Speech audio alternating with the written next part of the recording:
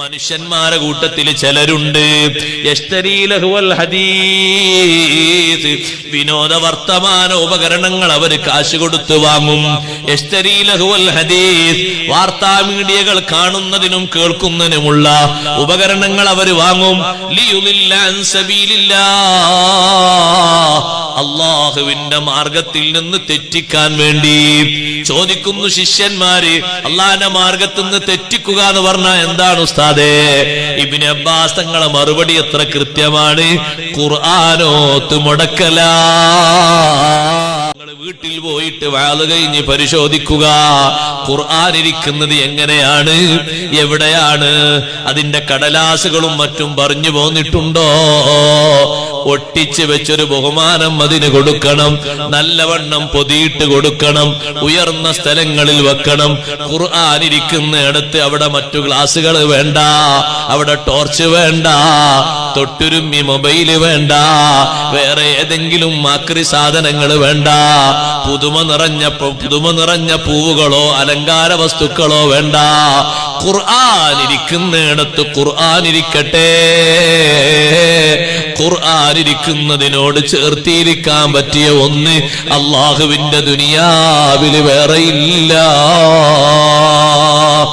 ഖുർആനിനോടൊപ്പം ചേർത്തിരുത്തി വെക്കാൻ പറ്റിയത് എന്താണ്? ഖുർആനിലുള്ളത്, ദുനിയാവിലുള്ളത്. എന്താ സഹോദരൻ എങ്ങനെ ഉള്ളത്? ആ ഖുർആനിന്റെ മേലെയാണോ നമ്മുടെ മൊബൈൽ വെക്കുന്നത്? ആ ഖുർആനിന്റെ മേലെയാണോ കണ്ണട വെക്കുന്നത്? നീ എത്ര വലിയ ആളാണെങ്കിലും ചെറിയ ആളാണെങ്കിലും നിന്റെ കണ്ണടക്ക് പത്രത്തിന്റെ മേലെ വെക്കാം, ആ കണ്ണടക്ക് ബഹുമാനം ഉണ്ടാകും. പക്ഷേ അല്ലാഹുവിന്റെ ഖുർആനിന്റെ മേലെ കണ്ണട വെക്കരുത്, കണ്ണട കൂട് വെക്കരുത്, മൊബൈല് വെക്കരുത്, നിന്റെ വാച്ചയിച്ച് വെക്കരുത്. അതൊക്കെ തായോട്ട് വെക്കട്ടെ.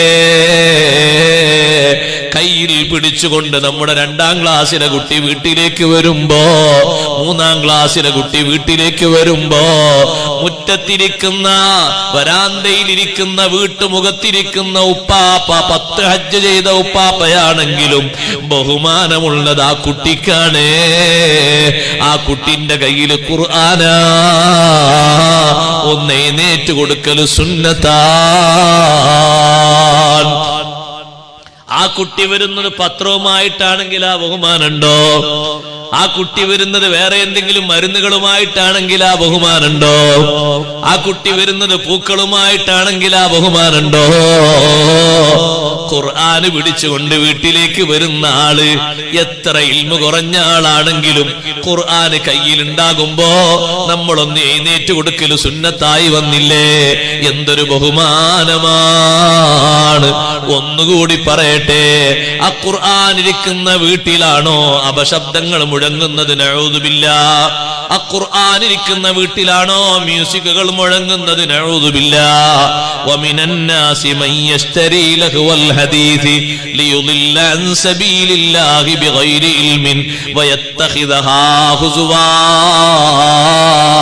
ഇബ്നു അബ്ബാസ് റളിയല്ലാഹു അൻഹുമയോട് ശിഷ്യന്മാര് ചോദിച്ചില്ലേ, മനുഷ്യന്മാരെ കൂട്ടത്തിൽ ചിലരുണ്ട് യശ്തരി ലഹുവൽ ഹദീസ്, വിനോദ വർത്തമാന ഉപകരണങ്ങൾ അവർ കാശ് കൊടുത്ത് വാങ്ങും. യശ്തരി ലഹുവൽ ഹദീസ്, വാർത്താ മീഡിയകൾ കാണുന്നതിനും കേൾക്കുന്നതിനുമുള്ള ഉപകരണങ്ങൾ അവർ വാങ്ങും. ലിയുദില്ല അൻ സബീലില്ലാഹ്, അല്ലാഹുവിന്റെ മാർഗത്തിൽ നിന്ന് തെറ്റിക്കാൻ വേണ്ടി. ചോദിക്കുന്നു ശിഷ്യന്മാര്, അല്ലാഹുവിന്റെ മാർഗത്തിൽ നിന്ന് തെറ്റിക്കുക എന്ന് പറഞ്ഞാൽ എന്താണ് ഉസ്താദേ? ഇബ്നു അബ്ബാസ് തങ്ങളെ മറുപടി എത്ര കൃത്യമാണ്. ഖുർആനോത്ത് മുടക്കലാ. ഉപകരണങ്ങൾ ഖുർആനോത്ത് മുടക്കിയ അത്ര ഖുർആനോത്ത് മുടക്കിയ എന്തെങ്കിലും നമ്മളെ ജീവിതത്തിൽ വന്നിട്ടുണ്ടോ? ഒന്ന് പറയൂ. ഈ മൊബൈൽ കൊണ്ട് ഖുർആൻ മുടങ്ങിയതുപോലെ, ഖുർആനോത്ത് മുടങ്ങിയതുപോലെ വേറെ ഏതെങ്കിലും ഒന്നുകൊണ്ട് ഖുർആനോത്ത് മുടങ്ങിയിട്ടുണ്ടോ? രാവിലെ നിൽക്കുമ്പോഴേക്ക് റുക്കൂയിലും സുജൂദിലുമായി അതിനങ്ങിരിക്കുന്ന മനുഷ്യൻ 10 മണിയായാലും അവന് പ്രശ്നമില്ല, 12 മണിയായാലും പ്രശ്നമില്ല. അവനവന്റെ ശ്രവണപുടങ്ങളിലേക്ക് ഉപകരണങ്ങൾ കുത്തിത്തിരികയിട്ട് 24 മണിക്കൂറും സംഗീതങ്ങളുടെ വിളയാട്ടവുമായി നടന്നാൽ, കോമഡികളുടെ അഭിരുചിമയുമായി നടന്നാൽ, സിനിമയുടെയും നാടകങ്ങളുടെയും കൂത്തരങ്ങുമായി നടന്നാൽ, ഒരു മടുപ്പുമില്ലാത്ത മനുഷ്യന് മുടങ്ങിപ്പോയതെന്താ? അള്ളാന്റെ ഖുർആനോത്ത് തന്നെ, എന്റെ ഭാഷയല്ല ഞാൻ പറയുന്നത്. ഇബ്നു അബ്ബാസ് റളിയല്ലാഹു അൻഹുവോട് ശിഷ്യന്മാര് ചോദിച്ചതാണ്, വിനോദ വാർത്താ ഉപകരണങ്ങൾ വാങ്ങുമ്പോ അള്ളാന്റെ മാർഗത്തിൽ നിന്ന് മറ്റുള്ളവരെ തെറ്റിക്കുക എന്ന് പറഞ്ഞല്ലോ, എന്താണ്? അന്ന് വരെ വീട്ടിൽ ഖുർആനോതിയിരുന്ന ഉമ്മമാര് ഖുർആനോത്തി എത്ര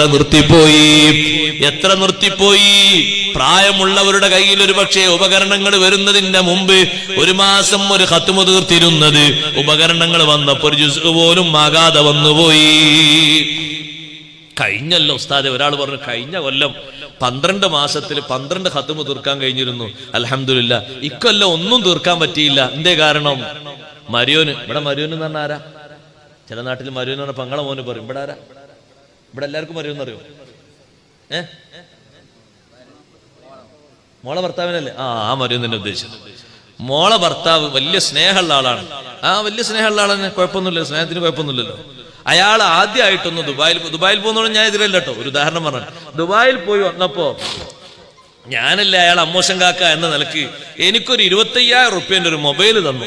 ഞാൻ അതിങ്ങനെ പരിശോധിച്ച് അങ്ങോട്ടും ഇങ്ങോട്ടും നോക്കിയിട്ട് ഇക്കൊല്ലം 10 മാസമായിട്ട് ഒരു ജുസ് പോലും ഓതാൻ പറ്റിയില്ല. അത്ര വലിയ മഹത്ത.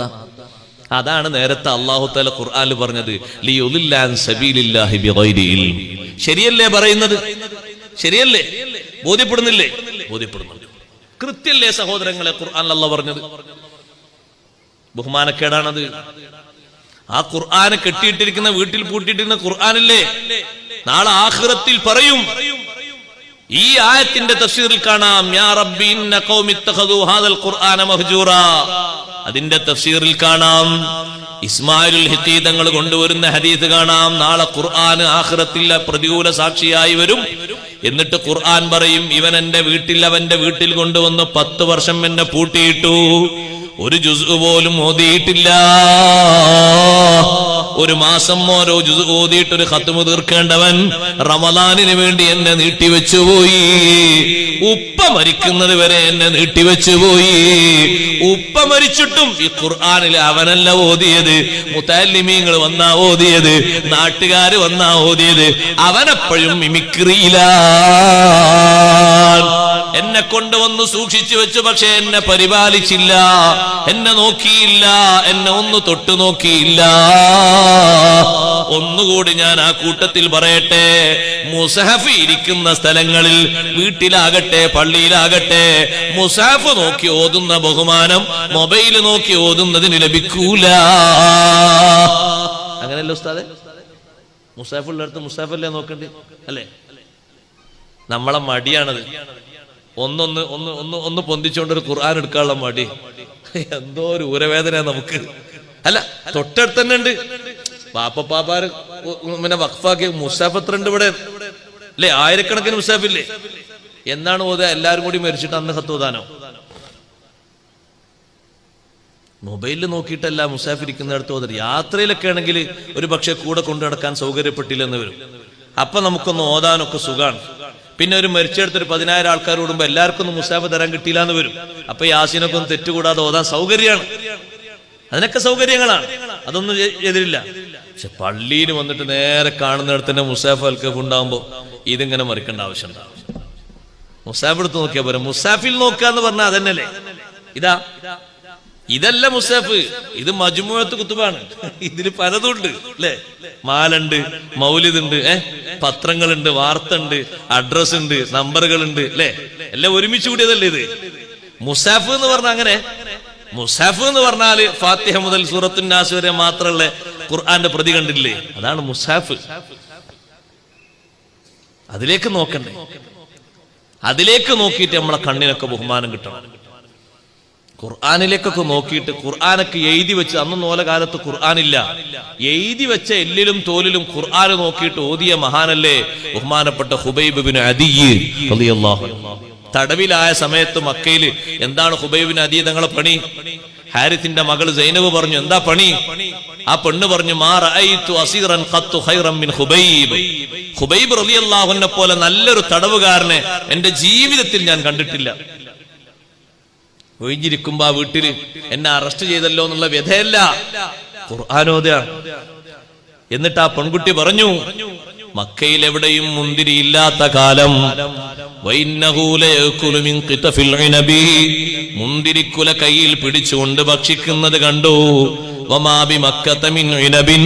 മക്കയിൽ എന്നൊരു തോട്ടത്തിലും മുന്തിരിയില്ല.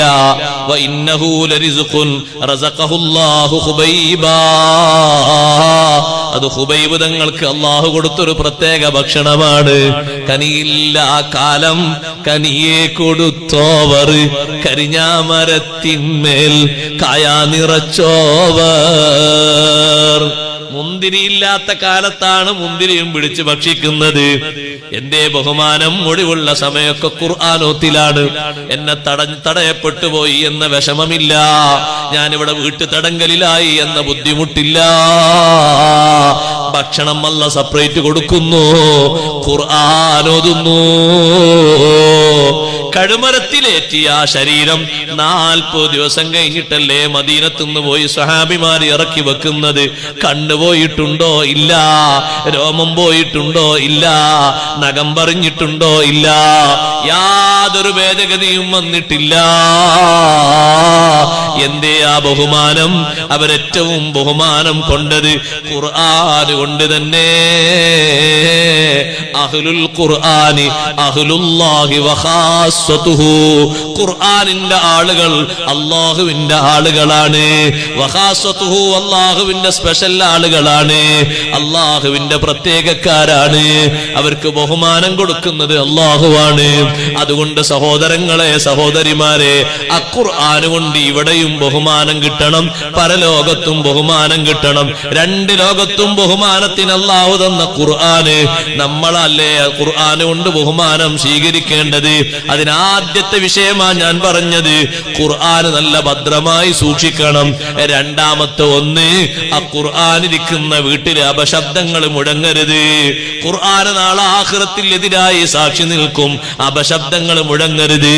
ആ ഖുർആനുള്ള വീട്ടിൽ തെറിപ്പൂരങ്ങൾ ഉയരരുത്. ആ ഖുർആനിരിക്കുന്ന വീട്ടിൽ നല്ല അച്ചടക്കം വേണം, നല്ല ബഹുമാനം വേണം. കാരണം അവിടെ ഖുർആനുണ്ടേ. ഖുർആനുള്ളത് കൊണ്ട് ബഹുമാനമാണ്. ഖുർആനുള്ളത് കൊണ്ട് വലിയ ബഹുമാനം സ്വീകരിക്കണം.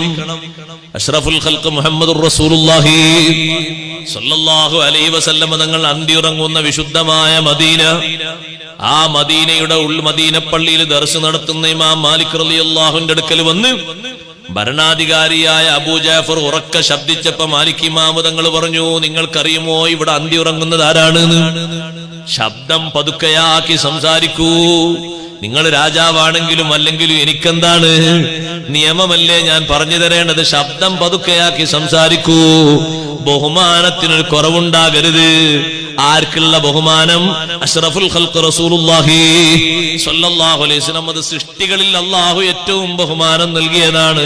ഖുർആൻ സൃഷ്ടിയല്ലല്ലോ, അല്ലാഹുവിന്റെ ഖദീമായ കലാമല്ലേ. ആ കലാം ഇരിക്കുന്നിടത്ത് എങ്ങനെ സഹോദരങ്ങളെ ശബ്ദതരംഗങ്ങൾ മുഴങ്ങുന്നത്, മ്യൂസിക്കുകൾ മുഴങ്ങുന്നത് എങ്ങനെയാണ്? കുടുംബക്കാര് മൊത്തം കൂടിയിട്ട് ബഹളം വെക്കുന്നത് എങ്ങനെയാണ്? അവിടെ ഖുർആനില്ലേ? ഖുർആനുള്ള വീട്ടിന് ബഹുമാനമില്ലേ? നമ്മളെ വീട്ടിനൊന്നും എന്താ ബഹുമാനം കിട്ടാത്തത്? ബഹുമാനം കൊടുക്കാത്തത് കൊണ്ടാണ്. ഖുർആനുള്ള വീട്ടിന് നല്ല ബഹുമാനമുണ്ട്. അതുകൊണ്ട് അച്ചടക്കത്തോടെയാണ് ആ വീട്ടുകാര് താമസിക്കേണ്ടത്. മ്യൂസിക്കിന്റെ ശബ്ദതരംഗങ്ങൾ അവിടെ മുടങ്ങരുത്. നിങ്ങൾ അഥവാ ട്യൂണ് വെക്കുകയാണെങ്കിൽ ഏതെങ്കിലും മധുഹോ സ്വലാത്തോ അല്ലെങ്കിൽ ആ രൂപത്തിലുള്ള ട്യൂണുകളോ വെച്ചോളൂ. മ്യൂസിക് ആ വീട്ടിൽ നിന്ന് മുടങ്ങരുത്. അവിടെ ഖുർആനുണ്ട്. അപശബ്ദങ്ങൾ ഉണ്ടാക്കരുത്. ആരോട് ശബ്ദിക്കുന്നതിനും ഒരു പരിധിയും പരിമിതിയും ഉണ്ട്. സുബ്ഹാനല്ലാഹ്. ആ ഖുർആൻ ഓത്തിന്റെ ഇടയിൽ ശബ്ദിക്കാൻ പറ്റുമോ? ഇല്ല. ഭൗതിക സംസാരങ്ങൾ പറയാൻ പറ്റുമോ? ഇല്ല. ഖുർആൻ കേൾക്കുമ്പോ ശബ്ദിക്കുക എന്നുള്ള സ്വഭാവം അത് മുസ്ലിമിന്റെ സ്വഭാവമല്ല, അതേ മുസ്ലിം അല്ലാത്തവരെ സ്വഭാവമാണ്. വഖാലല്ലദീന കഫറൂ ലാ തസ്മഊ ലിഹാദൽ ഖുർആനി വൽഗൗ ഫീഹി ലഅല്ലകും തഗ്ലിബൂൻ. ഖുർആൻ ഓതുമ്പോ അപശബ്ദം ഉണ്ടാക്കണം. ഖുർആൻ ഓതുമ്പോ നിങ്ങൾ അത് കേൾക്കാത്ത രൂപത്തിൽ ശബ്ദിക്കണം എന്ന് ലോകത്ത് പ്രസ്താവിച്ചവരാരാണ്? വഖാലല്ലദീന കഫറൂ. സത്യനിഷേധികളാണ് ലോകത്ത് അങ്ങനെ പറഞ്ഞത്. കാരണം ഖുർആന് കേട്ടിട്ട് ഓരോ ദിവസവും ആയിരക്കണക്കിന് ആളുകൾ അഷ്റഫുൽ ഖൽഖ് സ്വല്ലല്ലാഹു അലൈഹി വസല്ലം തങ്ങളുടെ സവിധത്തിലേക്ക് ഒഴുകുമ്പോ ഇതവർക്ക് കണ്ടു നിൽക്കാൻ കഴിയുന്നില്ല. അപ്പൊ അവർ ചെയ്ത പണിയാണ് ലാ തസ്മഉ ലിഹാദൽ ഖുർആൻ, ഈ ഖുർആൻ നിങ്ങൾ കേൾക്കരുത്. അഥവാ കേൾക്കാൻ നിർബന്ധിതരായിപ്പോയ എന്ത് ചെയ്യണം? വൽഗൗ ഫീ, അവിടെ അപശബ്ദങ്ങൾ ഉണ്ടാക്കണം, ഒച്ചപ്പാടുണ്ടാക്കുക. എന്നാ പിന്നെ കേൾക്കൂലല്ലോ, കേട്ടാലല്ലേ കുടുങ്ങുള്ളൂ. കണ്ടാ, അത് അവരുടെ ഭാഷയാണ്, നമുക്കത് പറ്റൂല. അതെ, നമ്മളെ വീട്ടിൽ ഖുർആനൊക്കെ ഇഷ്ടം പോലുണ്ട്, പക്ഷെ റഹ്മത്തും ബർക്കത്തും എങ്ങനെ ഉണ്ടാകും? ഈ ബഹുമാനം സ്വീകരിക്കണ്ടേ? ഈ ബഹുമാനം വേണ്ടേ? നമുക്ക് നല്ലോണം ബഹുമാനം വേണ്ടേ? ഖുർആൻ ഓതുന്നതിന്, ഖുർആനിന്റെ തഫ്സീർ എഴുതുന്നതിന് മഹാന്മാരൊക്കെ സൂക്ഷിച്ച ബഹുമാനം എത്ര വലുതാ. വിശുദ്ധ ഖുർആനിന്റെ തഫ്സീർ എഴുതുന്നതിന് എപ്പോഴും ഉളൂഓടുകൂടെ, ഉളൂ മുറിഞ്ഞു പോയാൽ എഴുത്തവിടെ നിർത്തിയിട്ട് ഉളൂ എടുത്ത് വന്നിട്ട് തഫ്സീർ എഴുതിയെങ്കിൽ ഖുർആനിന്റെ തഫ്സീറാണ്. അപ്പൊ ഖുർആനുള്ള ബഹുമാനം എത്രയാണ്? ഖുർആനുള്ള ബഹുമാനം ലാ യമസ്സുഹു ഇല്ലൽ മുതഹ്ഹറൂൻ, ശുദ്ധിയുള്ളവരല്ലാതെ അതിനെ സ്പർശിക്കുകയില്ല. കൈമാറ്റം ചെയ്തു വന്നവർ മുഴുവനും മുതഹ്ഹിരീങ്ങളാണ്. സുബ്ഹാനല്ലാഹ്, ത്വഹാറത്തുള്ളവർക്കല്ലാതെ തൊടാൻ പറ്റൂലല്ലോ. ജനാബത്തുള്ള ആളുകൾക്ക് ഓതാൻ പറ്റൂലല്ലോ, തൊടാൻ പറ്റൂലല്ലോ. ഇത്തരത്തിൽ അള്ളാഹു ബഹുമാനം നൽകിയിരിക്കുന്നത് വേറെ എന്തിനാണ്? അള്ളാഹുവിന്റെ കലാമിനല്ലേ ആ ബഹുമാനമുള്ളത്. കുട്ടികളോട്, വീട്ടിലുള്ള ചെറിയ കുട്ടികളോട് ഉമ്മമാരെ, 4ാം ക്ലാസ്സിലും 3ാം ക്ലാസ്സിലൊക്കെ പഠിക്കുന്ന കുട്ടികളോട് മോളെ ഉമ്മാന്റെ ഖുർആനൊന്ന് ഇങ്ങെടുക്കുക എന്ന് പറയുമ്പോ തുളു ഇല്ലാത്ത കുട്ടി, തെമ്മീജെത്തിയ കുട്ടി, കുട്ടിയുടെ പഠനത്തിന്റെ ആവശ്യത്തിന് വേണ്ടി ഒരു പക്ഷേ കുട്ടിക്ക് അങ്ങനെ ഖുർആൻ എടുത്ത് ഓതാം. നമുക്ക് ഓതാൻ വേണ്ടിയിട്ട് ആ കുട്ടിനെ കൊണ്ട് മുസഹഫ് എടുപ്പിക്കരുത്, അത് ബഹുമാനത്തിന് എതിരാണ്. സുബ്ഹാനല്ലാഹ്, ആ ഖുർആൻ ഓതുന്ന സമയത്ത് ഖുർആനിലേക്ക് ഇങ്ങനെ തലതായിത്തിയിരിക്കണമെന്നല്ലേ ഇമാം നബി റളിയല്ലാഹു അൻഹു പറഞ്ഞത്. എന്തൊരു ബഹുമാനമാണ്! ഖുർആനിലേക്ക് ഉമിനീര് തെറിപ്പിക്കാൻ പാടില്ല, ഉമിനീര് കയ്യിൽ തൊട്ടുകൊണ്ട് ഖുർആനിന്റെ പേജ് മറിക്കാൻ പാടില്ല. അഥവാ ഉളൂ മുറിഞ്ഞു പോയാൽ പിന്നെ നീ ഉളൂ എടുത്ത് വന്നിട്ടല്ലേ ഖുർആന് തൊടാൻ പറ്റൂ. ഉളൂ ഇല്ലാത്തവർക്ക് ഇത് തൊടാൻ പറ്റൂലല്ലോ. എന്തൊരു ബഹുമാനമാണ് അല്ലാഹു തആല ഖുർആന് നൽകിയത്, ചെറിയ ബഹുമാനമല്ല. വിശുദ്ധ റമളാനു ശരീഫ് വരുന്നതിന്റെ മുമ്പ് തന്നെ ഖുർആനുമായി നമ്മൾ വലിയ ബന്ധം പുലർത്തണം. ഖുർആൻ എപ്പോഴും ബഹുമാനത്തിന് അല്ലാഹു നമുക്ക് നൽകിയതാണ്. മഹാന്മാര് ഖുർആൻ കൊണ്ട് ബഹുമാനം സ്വീകരിച്ചു. ഈ ലോകത്തെ ബഹുമാനം അവർക്ക് ഖുർആൻ കൊണ്ട് സമ്പാദ്യങ്ങൾ കിട്ടിയോ? കിട്ടി. വലിയ ബഹുമാനമല്ലേ ആ മഹാന്മാർക്ക് കിട്ടിയത്? നിങ്ങൾ കണ്ടില്ലേ, ബഹുമാനപ്പെട്ട ഇമാം ബുഖാരി റഹ്മത്തുള്ളാഹി അലൈഹി സ്വഹീഹുൽ ഖുർആനിന്റെ ബഹുമാനം ഉദ്ധരിച്ചപ്പോ ഫാത്തിഹത്തുൽ കിതാബിന്റെ ബഹുമാനം മഹാൻ അവർകൾ പറഞ്ഞു. സൂറത്തുൽ ഫാത്തിഹയ്ക്ക് എത്ര വലിയ ബഹുമാനമുണ്ട്. അല്ലാഹു തആല പറഞ്ഞു നബി സല്ലല്ലാഹു അലൈഹി വസല്ലം തങ്ങളോട്, ഭൂമി ലോകത്ത് ഭൗതികന്മാരായ ആളുകൾക്ക് ഇഷ്ടം പോലെ സമ്പത്ത് നമ്മൾ കൊടുത്തിട്ടുണ്ടെങ്കിലും, സൗകര്യങ്ങൾ കൊടുത്തിട്ടുണ്ടെങ്കിലും, അവർക്ക് കൊടുത്തതിനേക്കാളും വലുത് തങ്ങൾക്ക് തന്നിട്ടുണ്ട്. വലഖദ് ആതൈനാക സബ്അൻ മിനൽ മസാനി വൽ ഖുർആനൽ അദീം. ഖുർആനുൽ അദീം എന്ന് പേരുള്ള ഒരു സൂറത്തുണ്ട് ഖുർആനിൽ, അത് സൂറത്തുൽ ഫാത്തിഹയാണ്. സബ്അൻ മിനൽ മസാനി എന്നല്ലേ അതിനെ പറ്റി പറയുന്നത്. അഥവാ ആവർത്തനം 2 പ്രാവശ്യം നടന്ന സൂറത്ത്. ഒന്നുകിൽ അങ്ങനെ അർത്ഥമുണ്ട്, അതല്ലെങ്കിലോ എന്നെന്നും കൂടുതൽ ആവർത്തിക്കപ്പെടുന്ന സൂറത്ത്. നിസ്കരിക്കുമ്പോ ഫർള് നിസ്കാരങ്ങളിലായിട്ട് തന്നെ 17 തവണ സൂറത്തുൽ ഫാത്തിഹ ഓതുന്നില്ലേ? സുന്നത്ത് നിസ്കാരത്തിൽ വേറെയും ഓതുന്നില്ലേ? വേറെ ചില സംഗതികൾക്കൊക്കെ സൂറത്തുൽ ഫാത്തിഹ എത്ര ഓതുന്നുണ്ട്. ഇത്ര ആവർത്തിക്കുന്ന ഒരു സൂറത്ത് ലോകത്ത് വേറെ ഇല്ലല്ലോ. നിർബന്ധമായി ആവർത്തിക്കാൻ പറഞ്ഞ സൂറത്തുൽ ഫാത്തിഹ വലിയ ബഹുമാനമുള്ള സംഗതിയാണ്. അല്ലാഹു തആല പറഞ്ഞു, വലാ തമുദ്ദന്ന ഐനൈക ഇലാ മാ മത്തഅനാ ബിഹി അസ്വാജം മിൻഹും. നബിയേ, അവരിൽ കുറെ ആളുകൾക്ക് നമ്മൾ ദുനിയാവിൽ ഇഷ്ടം പോലെ കൊടുത്തിട്ടുണ്ട്, കോടിക്കണക്കിന്. നിങ്ങൾ അവരെ കോടി നോക്കിയിട്ടാ കണ്ണഞ്ചിപ്പിക്കുന്നത്? അതിനേക്കാളും വലുത് അല്ലാഹു തങ്ങൾക്ക് തന്നിട്ടുണ്ട്. എന്ത്? സബ്അൻ മിനൽ മസാനി വൽ ഖുർആനൽ അദീം.